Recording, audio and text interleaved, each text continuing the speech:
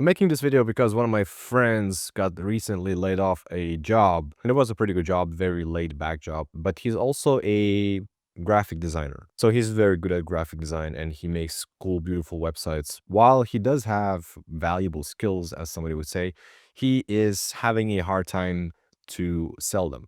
So what happened was that, we met up, we went for a steak, or should I say, he invited me to his house and we had a steak and we talked about like what are the next steps that he could do with those skills. And obviously, me being that content guy, I just told him like, okay, well, you have to start creating content.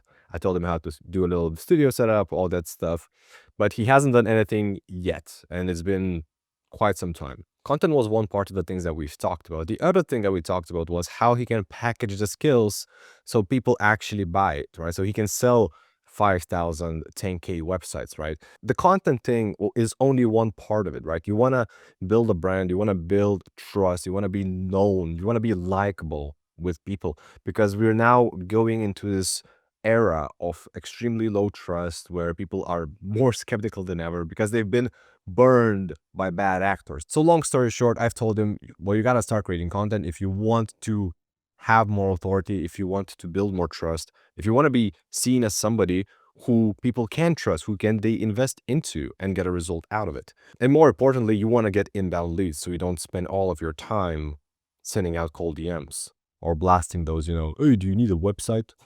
Ask me how I know. I get these messages every single day from different type of service providers. So first things first, his skill is graphic design. Graphic design by itself doesn't really mean anything. So I'm gonna mention the things that he's done for other clients already, and we'll go from there. So I wrote down logo design, web design, and ads because he did some copywriting in his previous job. So, but primarily, I think his most profitable venture was actually within web design. So website designs by itself doesn't really mean anything unless you're selling to a corporate client, right, who wants to just have like a brochure. Like website is like a digital brochure. Like it doesn't do anything by itself. It's like nice to look at, maybe look here and there at some stuff. That's why there's a saying that websites are dead. It's for a reason, because websites are just digital brochures, and if you get a brochure in your mail or somebody hands it to you on the street, what do you do with it? You just throw it away in the trash. So web design is dead. That's not what I said. Other people said it. They started promoting this thing called sales funnels. So essentially something that leads a person through a journey and makes them take action by the end of the web page that they've gone through. Long story short, we want to reposition website design into creating sales funnels, because sales funnels is something that will drive a result. Unlike digital brochure that people go on and look at, sales funnel is something that drives a result. They're not hard to make. They can drive a lot of profit. And most importantly, it's an investment to the right person. And just to illustrate how easy it is to do, so I created my own sales funnel within a weekend. I wrote all the copy, I wrote the emails, and that sales funnel is generating around 2K a month without me really doing anything except running ads. So they're easy to make, they're profitable, they can create customers.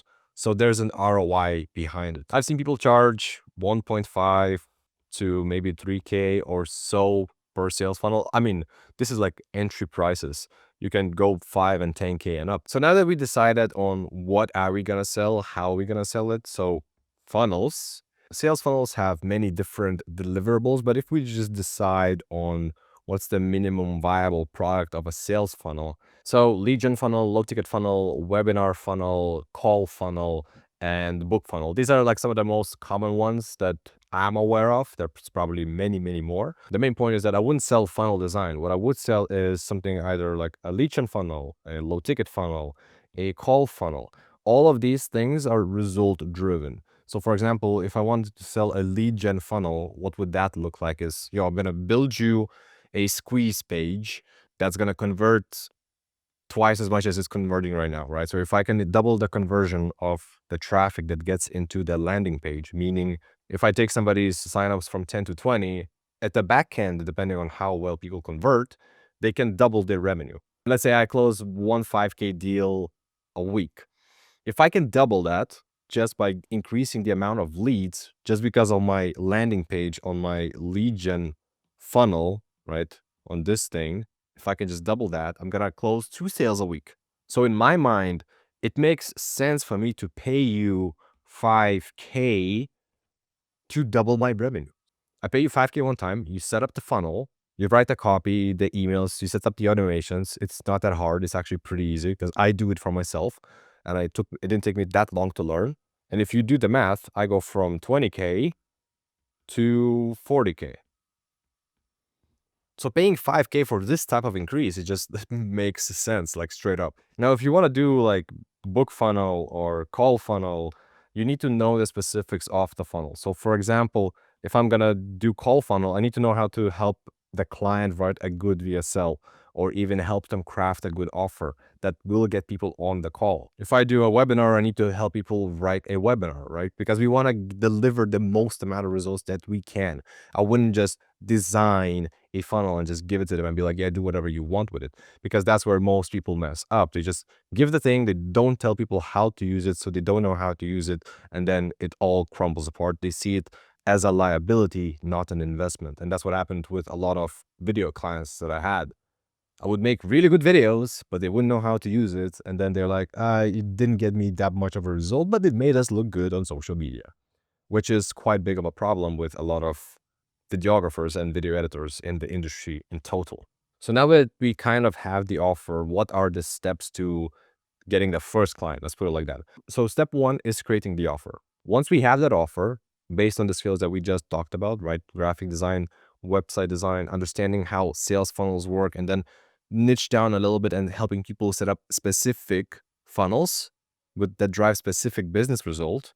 And when I'm saying business result, it could be more low ticket sales, could be more webinar registrations, could be more leads, could be more booked calls, could be more newsletter signups. There's many, many different things that you can do, but it needs to drive a business result because people want results. They buy results and they need an ROI. If they don't see an ROI, then they don't hire you again for the next thing and they don't recommend you to other people as well. So step one is creating the offer, and step two is getting attention. Because without the attention, we can't make the offers. But what happens a lot of times that people get attention, this is more specifically for personal brands and creators who offer a service, they can get attention, but their offer sucks, so they can't really sell anything. So you need to have these two things dialed in, but nothing happens without either of these things. If you don't have attention, you don't have people to make the offer to, and if you don't have a good offer, then you can't really sell anything. So then the question is, well, how do we get attention? Well, there's a few ways. Number one is outreach. So you go on LinkedIn, where all the professionals hang out, or wherever your best clients hang out, the people that could use good sales funnels.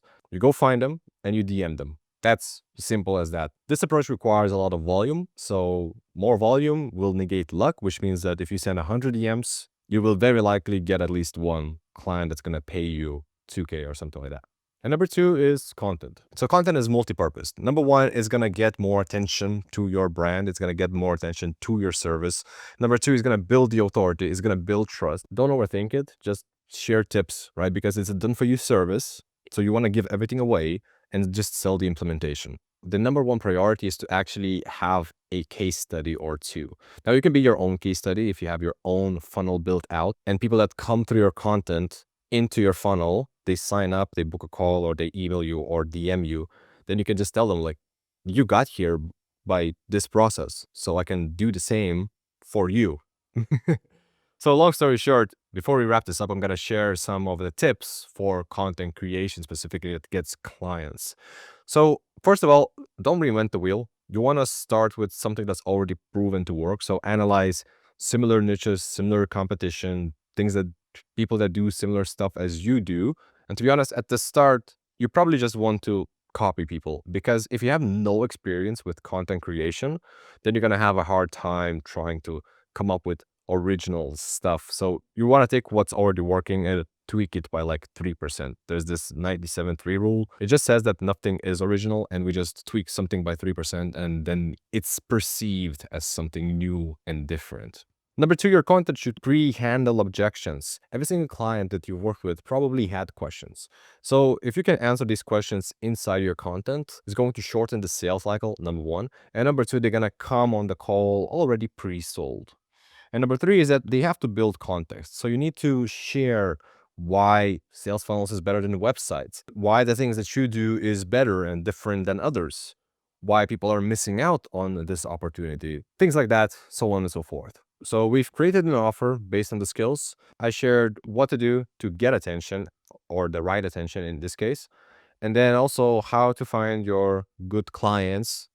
The only thing that is going to separate winners from losers is literally just consistency and not quitting. By the way, if you're interested in more tips like this, you should check out the link below and sign up for 30 Insights in 30 days, where I'll help you craft and optimize your offer and then get attention to it. And you should watch this video next because YouTube recommends it to you.